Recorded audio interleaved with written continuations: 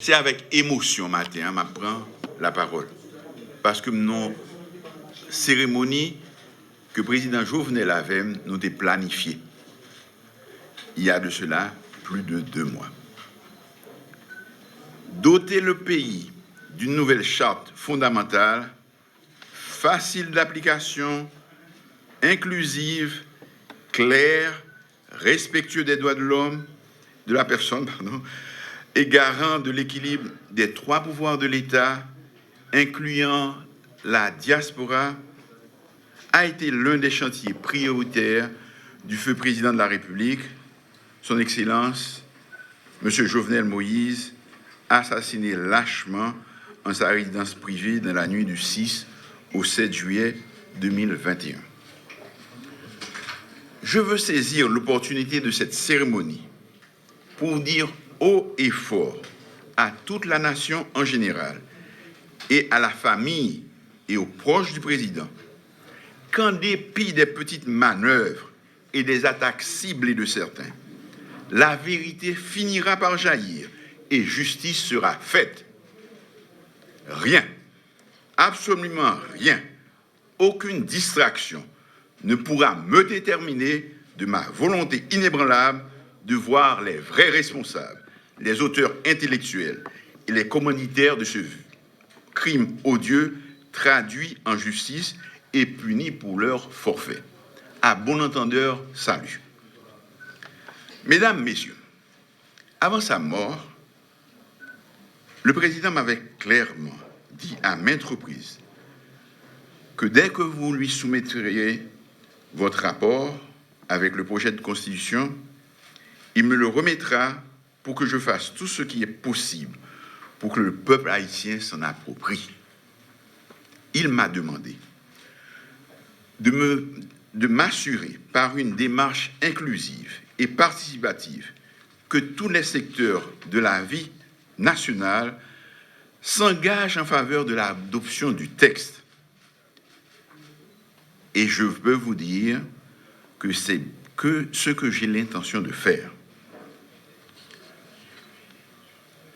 L'adoption de la Constitution de 1987 est un symbole de notre adhésion aux valeurs démocratiques modernes, dont l'état de droit, l'équilibre et la séparation des pouvoirs de l'État. À l'époque, le peuple s'était mobilisé massivement pour le voter et signifiait ainsi sa volonté d'un vivre ensemble harmonieux.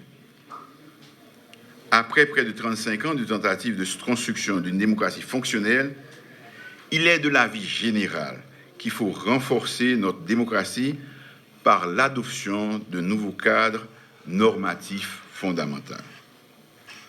Les crises politiques multiples que nous avons connues au cours de ces dernières décennies, le handicap que cela constitue pour la bonne marche des institutions publiques sont des arguments sérieux en faveur d'une nouvelle constitution.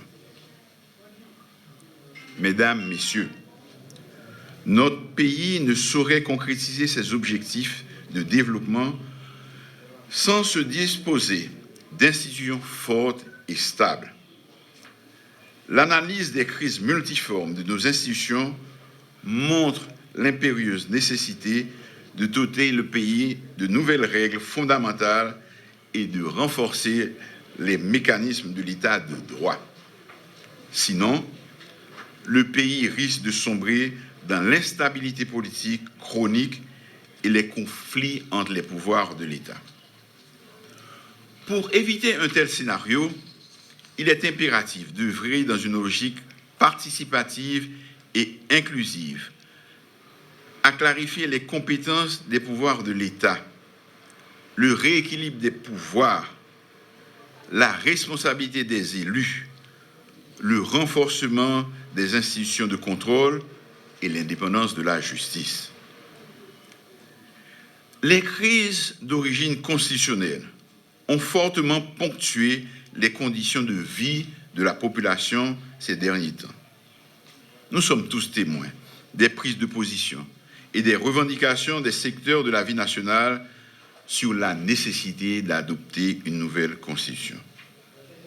L'adoption d'une telle charte est essentielle pour créer les conditions d'une société plus équitable, pour protéger les droits de l'homme et les libertés fondamentales, encourager la participation de tous les fils et les filles de la patrie aux grandes décisions du pays, notamment les femmes et la diaspora, et établir les bases d'un gouvernement démocratique. Madame, Messieurs, les membres du comité consultatif, cette cérémonie est l'aboutissement du travail que vous avez entrepris depuis la date de votre investiture. Au nom du gouvernement et de la nation, je vous remercie pour votre contribution et pour votre détermination dans la conduite de vos travaux. Et ce, en dépit des tensions politiques, des menaces, des insultes et autres agressions verbales. Je vous remercie et vous félicite d'avoir fait la preuve d'abnégation et de professionnalisme, d'impartialité dans l'accomplissement du mandat qui vous avait été confié. Mission accomplie. La nation vous en est reconnaissante.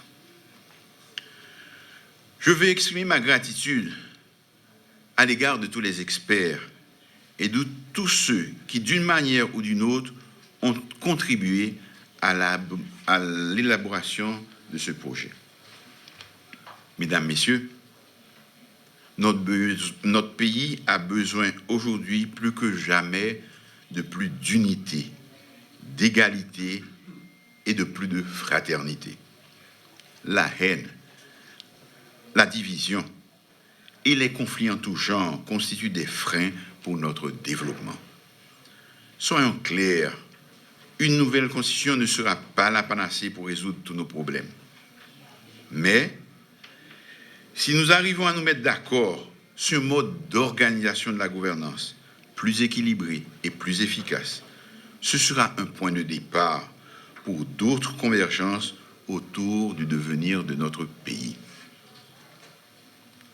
Je ne vais pas refaire la liste de tous les maux économiques, sociaux, politiques, institutionnels, sécuritaires ou environnementaux de notre pays.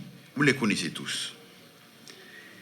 Il est nécessaire et urgent que nous mettions à profit cette période intérimaire pour créer les conditions pour une nouvelle gouvernance apaisée et efficace, devant nous conduire vers un retour à un fonctionnement normal et durable de nos institutions démocratiques. Mesdames, Messieurs, nous avons un pays à reconstruire.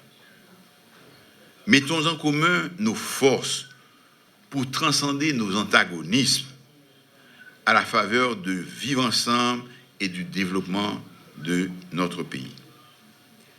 J'espère que votre travail va y contribuer. Ensemble, nous pouvons préserver les valeurs démocratiques. Ensemble, nous pouvons consolider notre démocratie et l'état de droit.